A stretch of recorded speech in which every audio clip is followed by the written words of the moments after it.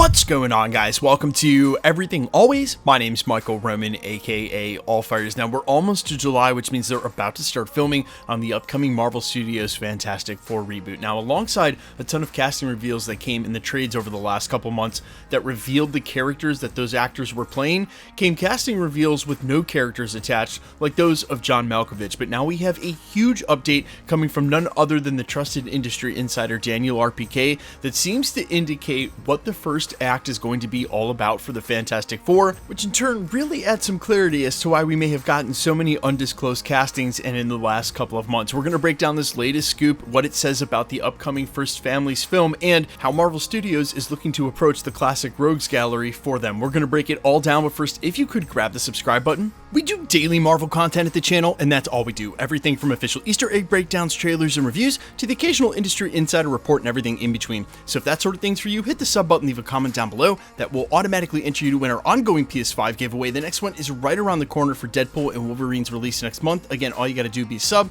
leave a comment if you want, stick around to the end of the video. We get into all the giveaway stuff again there. Okay, so yesterday we got a ton of updates about Marvel projects. This one comes from Daniel RPK, trusted industry insider Daniel Rickman. You guys can follow him over on Twitter at RPK News. He had to say this about the Fantastic Four on a blast out on his Patreon. Quote, "The Fantastic Four reboot will include multiple villains from the Fantastic Four comics in small roles that will appear in the first act of the film." Okay, so before we dive into specific villains and actors, and we're going to talk about that in just a sec, because I think we can pick out a couple of who these are given the known Fantastic Four Rogues Gallery, also knowing that they're early from the Fantastic Four in the comics. When I hear something like this and hear that we're going to get a bunch of one-off small villains in the first act for a film that's usually about 2 hours long for Marvel movies, and it's the first act, which is only 40 minutes, this really makes me think we're going to get some cool 60s retro style montage of the Fantastic Four kicking butt against all of these villains. That's why he says specifically small cameos. Not a lot of screen time, not a lot of dialogue, maybe no dialogue at all, montage style, seeing them on screen and being like, oh, that's that villain played by so-and-so, but not a huge part of the film, because we already know Ralph Fiennes as Galactus is going to be the main antagonist. Now, it is not hard to pick out the, say, top 10 Fantastic Four villains, and actually ruling some of them out right off the bat is pretty easy because they've already appeared in other places and in other capacities in the MCU. So where, say, Namor is a classic Fantastic Four villain, I don't think Marvel Studios is going to put Namor in this movie. They don't have to. They just showed him during Wakanda Forever. There is a future crossover probably in the MCU somewhere between Namor and the Fantastic Four, but don't expect to see him, say, in this one-off montage. And I think applying some of the same logic, you can rule some other classic villains out that are squarely in the top 10. For instance, Super Skrull. Could we see the Fantastic Four beating a Super Skrull? Maybe, but we just sort of saw that in Secret Invasion, the disaster that was. They basically attributed the Super Skrull power to Gaia and Gravik. And yes, you could argue that Skrulls showing up in the MCU has sort of become a thing and is familiar, would be familiar to the audience. I would be very surprised to see them run that back and show the Super Skrull. Also, the same for Kang the Conqueror, a very classic Fantastic Four villain. I don't think I need to explain this.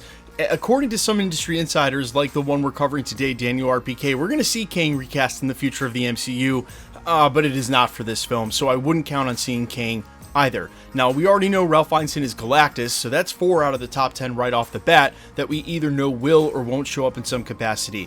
I will also going to leave Dr. Doom out of this, the most classic of Fantastic Four villains, because I just don't know what to think for people who say Dr. Doom will be in this film and follow them over to the 616, topic for a different video. That literally leaves Mole Man, Molecule Man, the Puppet Master, and Annihilus. Annihilus in the Negative Zone would be so much to try to cram into this film, but he is a classic Fantastic Four villain.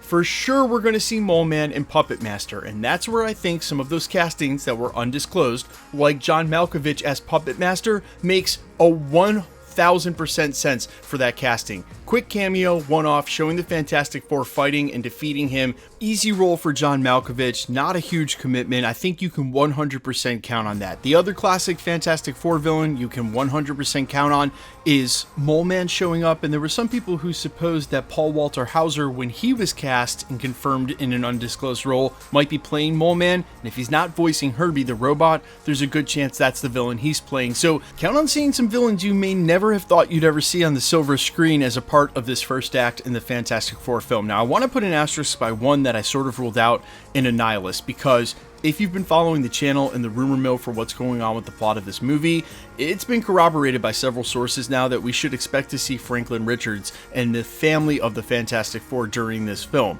If Franklin Richards is born in the film, that could lead to the storyline where the Fantastic Four head to the negative zone in an attempt to save Franklin Richards' life. That would set up Annihilus. But because we already know that Galactus is the main antagonist, again, I just think that that is way too much to try to cram into the film and explain both of those villains. And we've sort of already heard a scoop that most of this movie is going to take place in the cosmos as a space film, again tied to Galactus. They don't have time to be in space for a majority of the movie and in the negative zone as well. It's one or the other, so probably cross Annihilus off the list. Yes, they could fight Annihilus in space, but again, just not enough time to introduce that villain, and for that same reason, honorable mention goes to, say, Molecule Man and Beyonder, the huge players in the Secret Wars and Multiverse Saga we do expect to see. But how much time can you possibly put into this film and also explain those elements? And if they do want to introduce Galactus's origin story at the beginning of the Big Bang of the universe and somehow tie that to the Beyonders and their creationism of the universe, there could be a connection there that would allow us to see him, maybe the first glimpse at the Beyonder. But again, that's why Daniel RPK specified small cameos for these first act villains, because they're not meant to be huge parts of the film. But you guys let me know all your thoughts down below. If you were handpicking who you get to see in this film, which villains do you think they absolutely need to include? Which ones should they just save for later? I'm all ears as always. Quickly, let's get into the giveaway stuff before I let you go.